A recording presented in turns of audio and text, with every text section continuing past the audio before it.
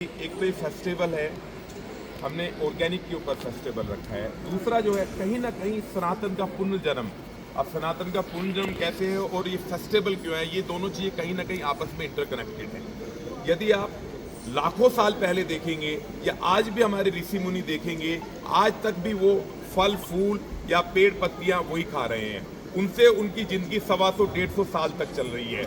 आज हम यदि देखते हैं तो सब कुछ आर्टिफिशियल है, नकली है। रोज आप अखबारों में पढ़ते हैं फल है, फ्रूट है, उसके अलावा यदि हम बात करें स्वीट है, सब कुछ नकली है। तो क्यों ना हम ऑर्गेनिक चीज़ें अपनाएं, और ऑर्गेनिक चीज़ें अपनाने का बहुत अच्छा तरीका है। आज ऋषि जितने भी हमारे संत मुनि हैं, सबके यहाँ चीज़ें रोज आती हैं, रोज उगती हैं, रोज खाते हैं। तो सीधी सीधी बात है कि हमें ऑर्गेनिक के ऊपर आना होगा।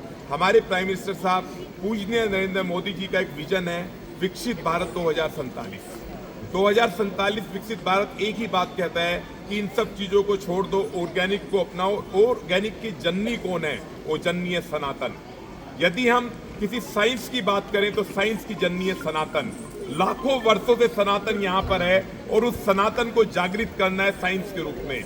आज जो बच्चे पढ़ रहे हैं स्कूलों में, जो मॉडर्न साइंस पढ़ रहे हैं, उन्हें भी कहीं ना कहीं इस सनातन की उस अग्नि को उनके अंदर लाना होगा और सनातन का पूर्ण जन्म करना होगा। तो हमने दोनों चीजों को एक संगम के रूप में देखा, ऑर्गेनिक और सनातन का पूर्ण जन्म। ऑर्गेनिक कैसे पता चलेगा? क्वेश्चन ये है आपका।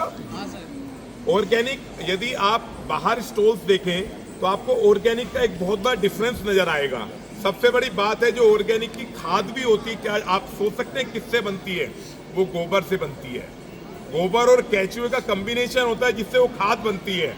तो आप सोचें कि ऑर्गेनिक जो चीजें, इसलिए हमने बाहर इतनी सारी स्टॉल्स लगवाई हैं जो जम्मू कश्मीर से है, उत्तराखंड से हैं, हिमाचल से हैं। वहाँ तरह तरह के आप एप्पल देखेंगे, यूजुअली आपको उनके नाम भी सुनने को नहीं मिलेंगे, आज आप उनके नाम देख रहे हैं वहाँ पे। तो ये सब चीजें, और एक एप्पल तो एक ऑर्गेनिक का एग्जाम्पल है। हमारी उस संस्कृति को वापस लाना है। ये तो एक बहुत छोटा सा एग्जाम्पल दिया है जो हमने एप्पल के रूप में रखा है। और दूसरा मेरा मानना है, हमारी जो गौ माता है जिसमें सारी देवी देवताओं का वास है, उसको राष्ट्र माता बनाना है। ये सब लोगों का एक विजन होना चाहिए, कहीं बिल्कुल क्रिस्टल क्लियर विजन होना चाहिए कि गौ माता को राष्ट्र माता बनाना है और ऑर्गेनिक को अपनाना है। और ऑर्गेनिक क्या है? बेसिकली वो सनातन है। सनातन आज हम दीपावली के महापर्व पे हैं जो इंटरनेशनली या नेशनली हर जगह मनाया जाता है। और ये क्या है? ये पर्व है आपस में एक दूसरे के मिलन का। आप बात करें आज यूएई, वहाँ सनातन का मंदिर है। किसी भी आप वर्ल्ड के किसी जगह चले जाएं, वहाँ सनातन का मंदिर है। तो कहीं ना कहीं हमें भारत देश में भी सनातनियों को आगे आना होगा और जो दीदी ने बातें कही हैं उनको फॉलो करके, यदि एक ने एक थप्पड़ मारा है तो हमें 2 थप्पड़ मारने होंगे, तभी हम सनातन का पुनर्जन्म कर पाएंगे।